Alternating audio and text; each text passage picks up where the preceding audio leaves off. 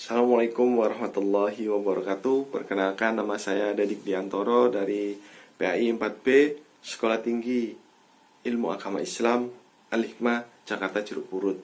Dalam hal ini saya membuat video ini dalam rangka menjawab rumusan masalah UAS ujian akhir semester ya, dalam mata kuliah pengembangan profesi keguruan yang diampu oleh Bapak Muhammad Soleh MPD. Oke, dalam soal ujian akhir semester ini, rumusan masalahnya adalah bagaimana kompetensi yang dibutuhkan oleh seorang guru ketika menghadapi masalah COVID-19 di dunia pendidikan pada saat ini. Maka yang pertama harus saya rumuskan dulu permasalahannya apa yang dihadapi ketika COVID-19 kali ini. Permasalahan COVID ini memang sangat pelik dan cukup besar masalahnya, tetapi bukan tanpa ada solusi. Apalagi kita sebagai seorang guru yang profesional, yang memiliki cita-cita besar mendidik anak bangsa. Permasalahan yang dihadapi adalah yang pertama, banyaknya anak tidak bisa mengakses pendidikan atau sekolah karena pandemi. Disebut dalam suatu penelitian yang dilakukan oleh UNICEF lewat U-Report tanggal 5-8 Juni 2020 dengan jumlah responden 4.000 orang rentang usia 14-24 tahun, sebanyak 69% merasa bosan dengan belajar di rumah. Terus kemudian tantangan internet ya, tantangan bosan, tantangan internet sebanyak 35%.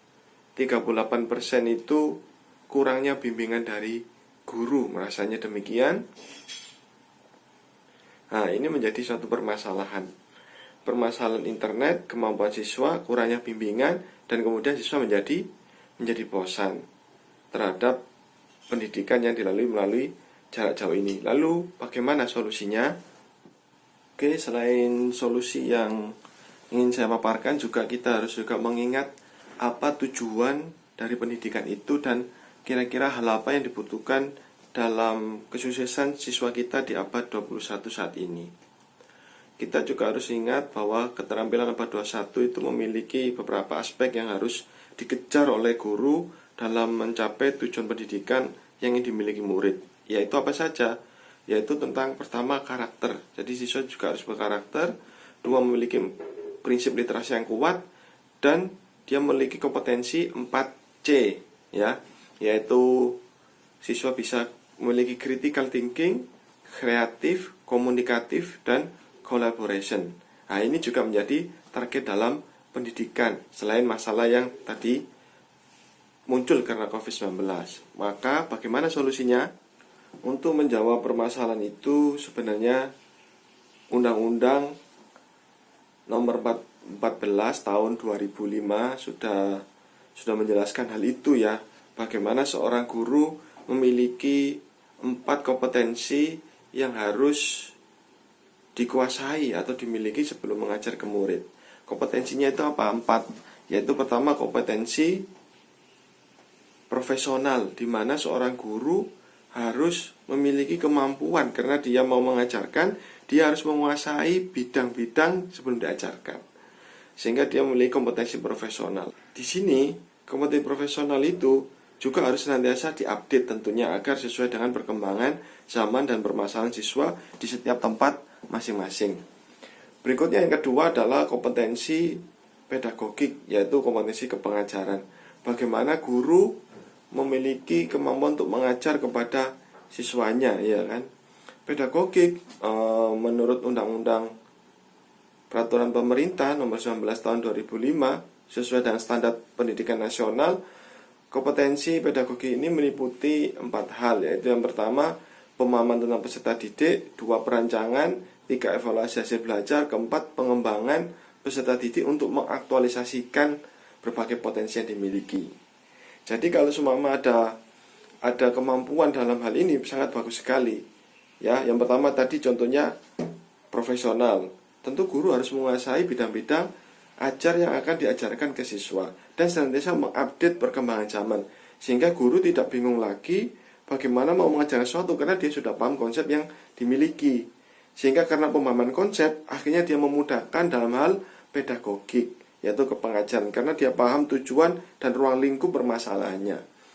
Karena adanya pedagogik itu adalah selain pemahaman wawasan, pemahaman peserta didik, dia terus kemudian bisa melakukan pengembangan silabus. Nah, dalam pedagogik ada pengembangan silabus, sehingga silabus inti itu bisa diajarkan yang penting-penting kepada siswa ketika masa pandemi.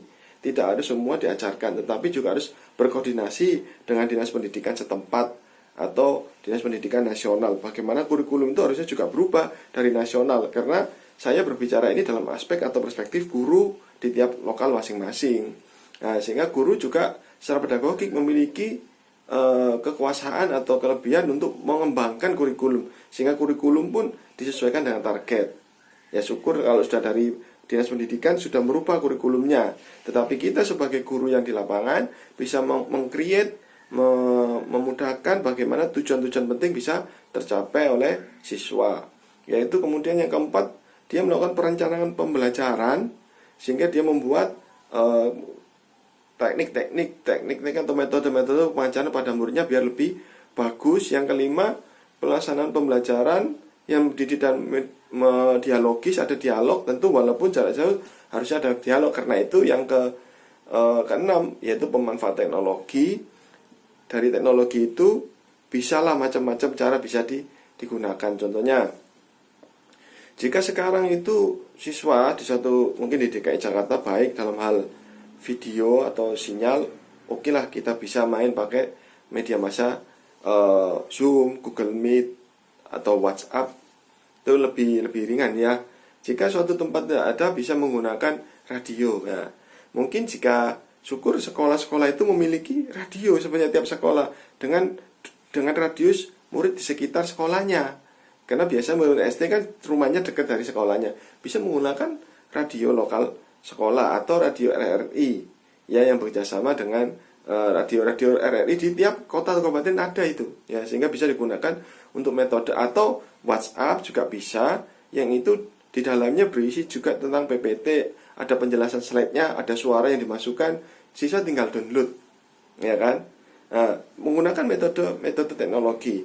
Atau siswa yang memiliki teknologi, ya ini dalam perencanaan kepengajaran ya, memiliki teknologi, dibentuk kelompok-kelompok. Dari nanti satu kelompok ada leadernya, ada ketuanya yang download, nanti teman-temannya mengcopy saja file atau pembelajaran ke temannya ini yang berdekatan rumahnya. Itu adalah cara-cara dalam pembelajaran, disahkan dan diperbolehkan. Kemudian adanya proses evaluasi hasil belajar ya, dan pengembangan kemampuan siswa. Tentu metode atau media pembelajaran dalam hal pedagogi tadi disesuaikan dengan kondisi lingkungan yang ada ya, tidak bisa dipaksakan semuanya sama.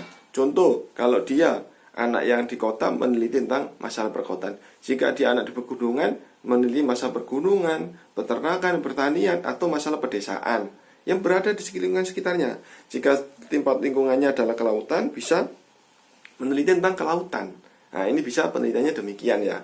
Nah, berikutnya kompetensi yang ketiga setelah profesional pedagogik, yang ketiga adalah kompetensi sosial ya, dimana di dalam kompetensi sosial ini adalah kemampuan guru dalam berkomunikasi, bekerja sama atau menjalin relasi dengan teman-teman seprofesinya maupun teman beda profesi, maupun dengan dianya dengan masyarakat. Jadi kemampuan sosial ini sangat diperlukan ya, kemampuan berinteraksi sosial, menjalin hubungan tidak diskriminatif, terus kemudian melakukan komunikasi yang efektif, empatik, solutif, terus kemudian beradaptasi dengan tempat lingkungan yang ada, sehingga bisa menghasilkan kemampuan dalam solusi masalah murid atau pembelajaran. Kalau dari saya, kemampuan sosial ini juga adalah kemampuan, apalagi masa PJJ sekarang ya, COVID-19, guru bagaimana menjalin komunikasi dengan wali murid ya, atau kemudian dengan komite sekolah yang berisi perwakilan daripada wali-wali murid yang ada, di mana guru senantiasa, tentu di sebab COVID ini, senantiasa memberikan target-target pembelajaran atau kurikulum sebelum diajarkan ke siswa kepada wali murid, sehingga wali murid juga mengetahui target-target yang dicapai dan perkiraan tugas-tugas apa yang akan diberikan ke siswa, sehingga wali murid juga bisa mengontrol bagaimana jalannya belajar siswa. Nah, di sini kemampuannya atau kelebihannya. Selain itu mungkin guru juga bisa berpartisipasi dengan stakeholder atau lembaga atau yayasan di tempat sekitar itu, sehingga mungkin bisa memberikan fasilitas hotspot dan sebagainya. Walaupun itu bukan tugas guru secara meluas ya, tapi bisa menjadi solusi ya. Sehingga yang paling penting adalah dari guru bisa menjalin komunikasi dengan tiap wali murid yang ada. Nah, kan di pedagogik guru wajib mengetahui karakter siswa. Berarti guru juga sosial mengetahui kondisi wali murid, sehingga terjadilah interaksi yang cukup intens antara guru dengan wali murid. Jika di grup itu ada grup guru dengan murid, juga diadakan lagi yaitu grup guru dengan wali murid di kelasnya masing-masing, ya kan? Nah, ini solusi yang ketiga. Kompetensi yang keempat adalah kompetensi kepribadian. Jadi seorang guru dijelaskan dalam PP nomor 19 tahun 2005 ya, pasal 28 ayat 3 disebut kemampuan kompetensi kepribadian adalah kemampuan kepribadian yang mantap, stabil, dewasa, arif, dan berwibawa yang menjadi teladan bagi peserta didik dan berakhlak mulia. Ya kan? Muklas Samani tahun 2008 dalam bukunya merinci kompetensi kepribadian meliputi beberapa aspek, yaitu akhlak yang mulia, arif dan bijaksana, mantap, berwibawa, stabil, dewasa, jujur, menjadi teladan. Nah, ini penting ya, menjadi teladan peserta didik dan masyarakat, serta objektif mengevaluasi kinerjanya sendiri. Maksudnya apa dalam hal ini? Dalam hal ini adalah ketika ada terjadi COVID-19, guru itu juga bisa menjadi suri teladan muridnya. Dengan apa? Oh, bagaimana guru itu mampu menghubungi wali murid, bagaimana guru itu mampu memotivasi murid, walaupun sulit, walaupun berat, tapi ketika murid melihat perilaku guru datang ke rumah-rumah, kemudian berkomunikasi dan dialog, tapi dengan protokol kesehatan ya, melakukan dialog-dialog dengan wali murid dan berusaha menghubungi murid dengan aktif dan wali murid dengan aktif, di sana muncullah tauladan kepada murid. Apa tauladannya? Bahwa murid merasa gurunya ini sangat perhatian, toker. Bahkan banyak wali murid yang ketika didatangi oleh guru-guru, terutama guru SD yang saya ketahui, itu merasa sangat kagum betapa guru ini sangat orang yang baik sekali, ya, sangat getol sekali ya. Di sana kepribadian guru juga harus menjadi luwes dan bijaksana, sehingga ketika COVID ini pun kita bisa memberikan suri toladan ya, dengan kesabaran, ketabahan, terus kemudian bahasa-bahasa yang bagus, arif, bijaksana, dan kita mampu tetap menjaga semangat wali murid dan murid kita ketika COVID-19 kali ini. Sehingga mampu saya simpulkan ya, ada 4 kompetensi ya yang harus dimiliki guru. Tentu dalam masa COVID ini kita harus menguatkan di 4 kompetensi ini. Yang pertama yaitu kompetensi profesional. Guru harus senantiasa menguasai bahan pendidikan atau pembelajaran. Jika offline saja kita harus paham, apalagi online, kita harus semakin paham dan mengupdate pengetahuan-pengetahuan melalui media massa, buku, seminar, dan sebagainya yang banyak dilakukan dengan webinar pada saat ini. Sehingga guru mengetahui update permasalahan atau tema-tema atau rumus-rumus tentang pelajaran yang akan dibahas. Jadi dia harus profesional. Nah, kedua, profesional ini juga artinya juga guru datang tepat waktu, guru itu on time, guru melakukan pembelajaran dengan siap dan peralatan yang ada, sehingga guru pun harus bagus, medianya, suaranya juga harus dicek. Ini namanya juga profesional. Kalau nggak profesional makin banyak dampaknya. Yang kedua adalah kompetensi pedagogik, di mana di kompetensi pedagogik ini guru harus melakukan namanya loncatan-loncatan kreativitas, memberikan tugas-tugas yang itu sesuai dengan kondisi siswa, kemampuan siswa masing-masing di tiap tempat kota lokal masing-masing ya. Nah, di sini juga guru berkreativitas mengkaitkan pembelajaran dengan teknologi yang ada. Bisa macam-macam teknologi, bisa internet, bisa radio, ya, bisa WA group, bisa pakai PPT ada suaranya, atau memberikan tugas-tugas yang itu seperti saat ini ya, keguruan ini memberikan tugas-tugas yang membuat siswa menggali kreativitasnya lagi dengan kemampuan masing-masing tentunya ya. Nah, atau dengan pedagogik ini dengan cara juga bisa dibuat berkelompok, terus kemudian satu kelompok itu ada orang yang memiliki internet sehingga tugasnya bisa dikopi dari temannya yang sudah mendownload di internet, bisa begitu ya.